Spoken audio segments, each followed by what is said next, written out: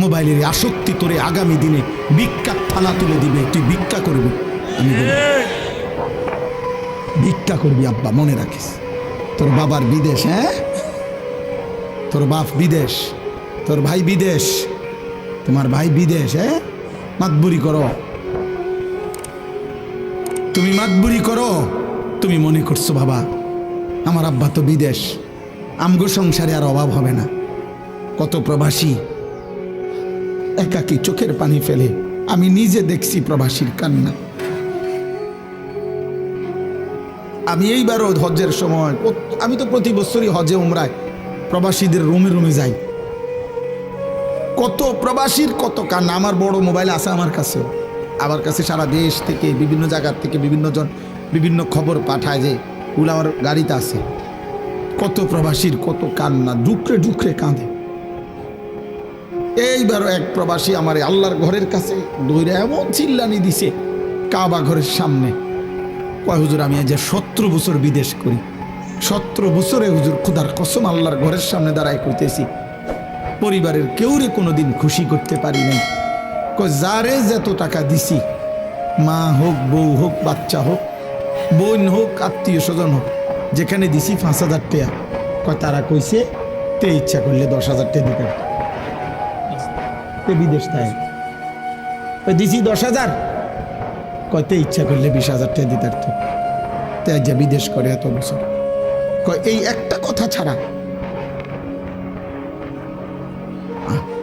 একদিন এক আরবি, সৌদি আরবের এক প্রবাসী আমারে বলছে, কয় হুজুর আমরা রে, হে ও কাইন্দা দিয়ে আমারে বলছে, হুজুর আমরার কোনো দেশ নাই,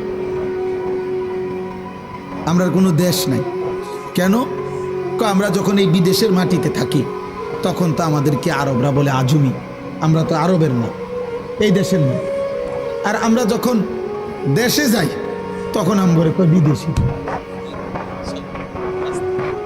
বুঝিনি হিসাবটা।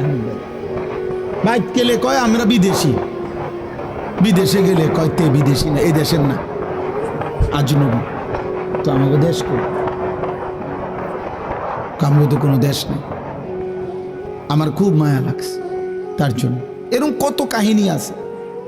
এই জন্য বাবা তোমরা অনুরোধ করছি, তোমরা এই সুখ কষ্ট পাইবা, এই নারী ছবি, এই বেনামাজি জীবন এবং এই কর্মবিহীন, এই পরিশ্রমবিহীন, এই অলস জীবন দুনিয়াতেও কষ্ট দিই। অলস মানুষ দুনিয়াতেও কষ্ট পায়। আমার দোস্ত আবু হানিফ ভাই আমারে এখন কইতেছে যে ওইনে জরাহে ধরে, যে আল্লাহর শরীরটা সুস্থ রাখেন।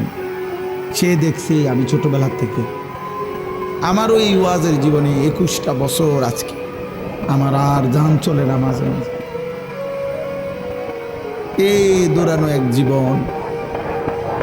আমার শায়েখ আল্লামা মুফতি মুশতাকুন নবী কাসিমি হুজুরের কাছে আমি বলছিলাম গত মাসে যে হুজুর আমার কোমরে 24 ঘন্টা ব্যথা করে, চোখে ছোট লেখা কম দেখি, গলায় ব্যথা করে, শরীরে খুব ক্লান্তি লাগে, আমি কি করতাম?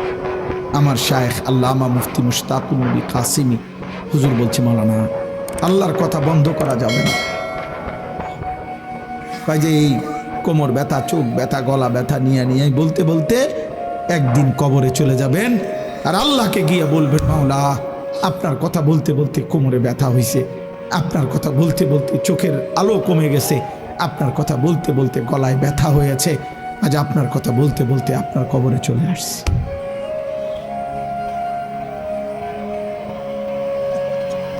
এজন্য দোস্ত, আমি ব্যক্তিগতভাবে কোনো প্রার্থী না, আমি কোনো নির্বাচনে দাঁড়াইছি না, আমার কোনো মার্কা নাই। থাক কেউ কথা বলেন না, বাহিরের কারণে চিন্তা করবো না, সাবধান, একদম চুপ। এটাও শয়তানের ওয়াসওয়াসা। আমার যারা মনোযোগে আছে মনোযোগ, বাহিরওয়ালা নিয়ে আর টেনশনের দরকার নেই। সবাই একসাথে ঠিক করতে হইব, এটা জরুরি না।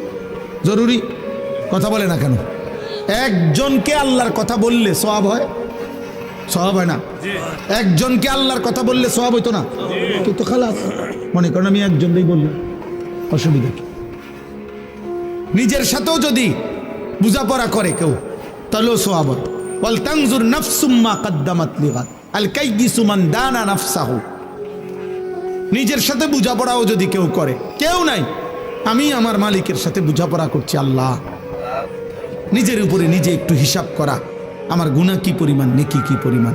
আল্লাহ বলছে, বান্দা হিসাব কইরো, তোমার হিসাব আমি করতেছি, আমার আগে তুমি হিসাব করে নাও, তাইলে তোমার জীবন সুন্দর হবে। এই জন্য ভাই, আমি এই দুইটা আয়াত পড়ছি এই কথাই বলার জন্য যে আল্লাহ তাআলা আমাদেরকে শ্রেষ্ঠতম সম্পদ দিয়েছিলেন ঈমান। আমাদের কালেমা আমাদের সবচেয়ে বড় সম্পদ। আমরা যে মুসলমান বলছি, খোদার কসম আব্বা, এটা আমাদের জীবনের সবচেয়ে বড় সম্পদ। আমরা যে জানি আমরা মুসলমান, এটা আমাদের জীবনের সবচেয়ে বড় সম্পদ। আমরা যে চিনি আমাদের নবী মুহাম্মদ সাল্লাল্লাহু আলাইহি সাল্লাম, খোদার কসম, এটা আমাদের জীবনের সবচেয়ে বড় সম্পদ। আমরা যে বুঝি আমাদের কালেমা লা ইলাহা ইল্লাল্লাহ, এটা আমাদের জীবনের সবচেয়ে বড় সম্পদ।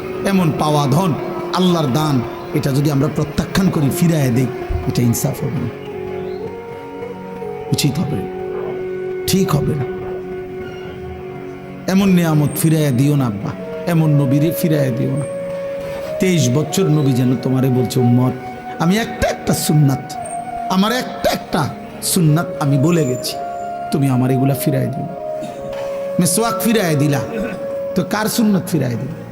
দাড়ি ফিরাই দিলা, কারে প্রত্যাখ্যান করল? কারে প্রত্যাখ্যান করলাম? নবী সাল্লাল্লাহু আলাইহি ওয়াসাল্লামকে প্রত্যাখ্যান করলাম। নবী বলবেন হাসরের দিন, উম্মত, আমি এত চোখের পানি ফেললাম, আমি তায়েফের রক্তে সারাটা শরীর রঞ্জিত করলাম, আমি উহুদের দান শহীদ করা খুনে রক্তে পড়েছিলাম, আমি ক্ষুধার কষ্টে পেটে পাথর বাঁধছিলাম, কোনো কিছুই তোর দিলটা নরম করতে পারলাম না। একটা মা যদি এটা বলে, ফুট, আমি আজকে 3টা দিন তোর জন্য কাঁদতেছি, তোর বুঝি মনটা নরম হয় না? কোন স্ত্রী যদি বলে, স্বামী, আমি তোমার জন্য আজকে 12টা বছর চোখের পানি ফেললাম, আমি বুঝি তোমার দিলটা মনটা পাইলাম না? কোন বাবা যদি বলে, ফুত, আজকে আমি 18 বছর বিদেশ, আমার নিজের জীবনের কোনো সুখ পাইলাম না, তোদের জন্য আমি বুঝি তোরে খুশি করতে পারলাম না? তো নবীজি বলবেন, বন্ধু, ইমানদার উম্মত, 23 বছরও বুঝি আমি দিলটা নরম করতে পারলাম না। আমার তায়েফের এত রক্ত বুঝি তোর চোখে পানি আনতে পারলো না। আফসুস বাবা, আফসুস, আফসুস। নবীজি সাল্লাল্লাহু আলাইহি ওয়াসাল্লামের একটা সুন্নাত, একটা আমল, আল্লাহর কোরআনের, আল্লাহর দ্বীনের আমাদের জন্য পাথেয়, আমাদের জন্য পাথেয়। ঈমান আমাদের শ্রেষ্ঠ নিয়ামত, আমল আমাদের শ্রেষ্ঠ পরিচয়। গোলামি যার মধ্যে নাই, ইবাদত যার মধ্যে নাই, আমল যার মধ্যে নাই, নবীর সুন্নাত যার মধ্যে নাই, তার মুসলমান পরিচয় বলার কোনো অধিকার নাই।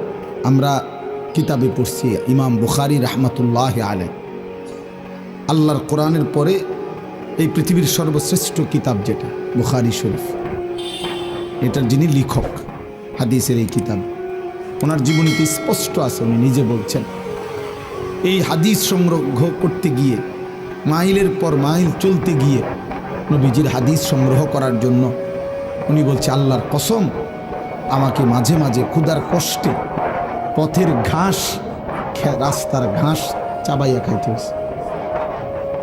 আমি নিজে কিতাবে এত পথের পর পথ সফর করছি যে আর কোনো রকমের খাবারের ইন্তজাম করতে পারিনি, ঘাস চাবাই,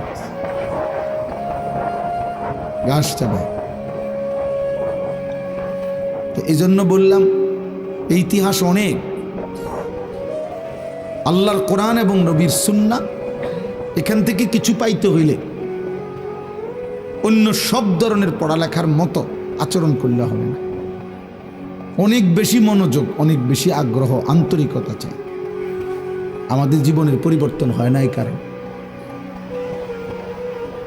প্রত্যেক বছর, এক বছরে 52টা জুমা, এক বছরে 52টা জুমা, শুক্রবার, তাহলে 52 জুমায় জুমার বয়ান হয়। ওলামায়ে কেরাম কম বেশি বলে, এভাবে যদি কেউ 30 বছর ধরে জুমার বয়ান শুনে, তাহলে কতগুলো শুনবে? 60 বছর ধরে শুনলে আজকে কতদিন আল্লাহর কথা শুনতেছে। এত দিন শুনবার পরও বুঝি আপনার এ কথা বুঝে আসে নাই যে বিড়ি খাওয়া উচিত না, এই কথা না বুঝছেন না আপনি?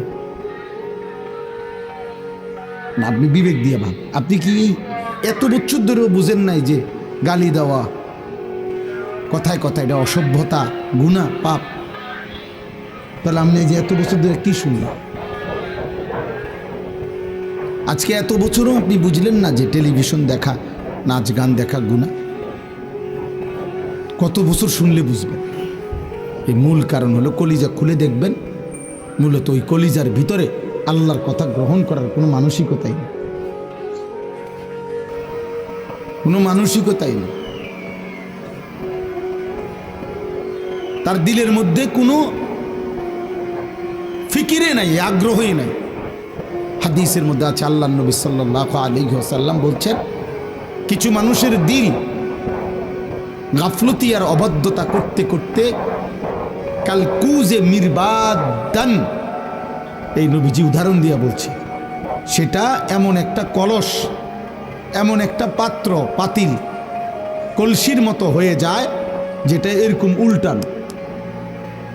এটা দেখাইলাম আর কিটা দিয়ে, এটা উল্টানো কলসের ন্যায় তার দিল হয়ে যায়, যেই উল্টানো কলসির উপরে আবার আলকাত্রা মাইখা দিছে, পিছলা বানায় দিছে, যার কারণে এক ফোঁটা পানি এখানে জমবে না। এটা যদি এরকম উল্টাইয়া রাখে, আটলান্টিক মহাসাগরের পানিও যদি এটার উপরে ঢালে, তো এটা তো কোনোদিন পুড়বে না। তো পানির কমের কারণে ইনি পড়ে না, নাকি উল্টানোর কারণে? এটা নবীজি বুঝাইছে। রাসূলুল্লাহ সাল্লাল্লাহু আলাইহি ওয়াসাল্লাম বলছে, বহু নাফরমান গাফেল তার দিল এভাবে উল্টায় গেছে। লা ইয়ারিফু মারুফান ওয়া লা ইউনকিরু মুনকারান। ফলে একটা সময় জীবনটা এরকম হয়ে যায় যে কোনো নেক কাজই তার কাছে আর নেক কাজ হিসাবে মনে পড়ে না, কোনো গুনার কাজই তার কাছে আর গুনাহ মনে হয়। হাসতে হাসতে স্বাভাবিক মুডে, একদম স্বাভাবিকভাবে বিড়ি সিগারেট খাইতেছে, গালিগালাজ করতেছে, টেলিভিশন দেখতেছে, মানে একেবারে সহজ, এক হাতে বিড়ি, আরেক দিকে নর্তকী নাচে, আর দিয়ে মুখের মধ্যে অশ্রাব্য গালিগালাজ। এটা কি ধরনের মানুষ? এটা মানুষ হলে জানোয়ার কোনটা? মানুষরূপী পশু কোনটা? পশু কোনটা? তাই